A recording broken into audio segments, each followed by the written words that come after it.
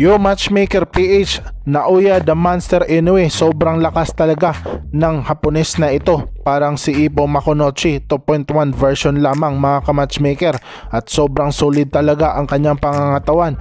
Kaya naman ang aabutin ng Mexican fighter na si Luis Nery ay knockout talaga. Hindi nga po aabot sa round 12 itong si Luis Nery sa pagkaalam ko, sapagkat grabe talaga ang bilis at lakas ni Naoya the Monster Inoue.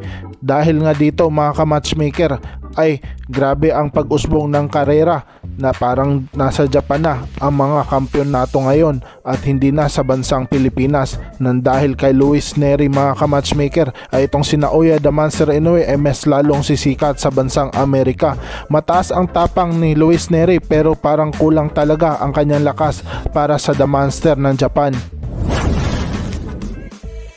Dito na nga po mga ka-matchmaker ang kaduda-dudang hand drop na sikreto ni Naoya the Monster Inoue. Daming ang bumatikos dito na international analyst boxers at mga boxers din, sapagkat medyo tagilid nga po ang kanyang style. Kaya naman ito ang sasapitin ni Luis Nery sa ibabaw ng lona, sapagkat sobrang nipis nga po ang hand drop, at dito nga po ang gloves na gagamitin ay clitorius ata din. Kaya naman dito ay tatagilid talaga itong si Luis Nery pag natamaan ang kanyang panga, na katulad na lang ng ginawa ni Figueroa. At dito nga po ang body shot din ay hindi mag-aatubili na bubugahan ang tagiliran ni Luis Nery.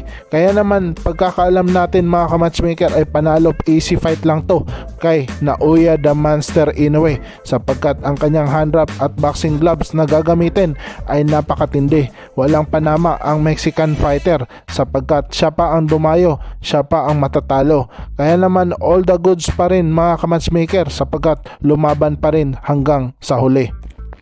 Dito nga po ay masasabi natin na kung mapapansin nyo, itong si Luis Nery ay walang kilap-kilap, at itong si Naoya the Monster ay nanggagalaiti talaga, na para bang sabi sa kanyang isipan na humanda ka, pag natamaan kita ay tatagilid ka.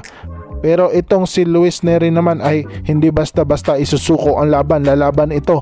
Sabi nga niya, either him or me ang mananockout sa ibabaw ng lona. Kaya alam natin na may dugong Mexican fighter talaga itong si Luis Nery, sapagkat hindi talaga inuurungan kahit malakas ang kanyang kalaban na isang undisputed sa super bantamweight division, at nag-iisang Hapones at Asyano nakakuha ng pagiging undisputed sa ibabaw ng lona. Kaya naman grabe talaga itong si Naoya, focus na focus pagdating sa laban.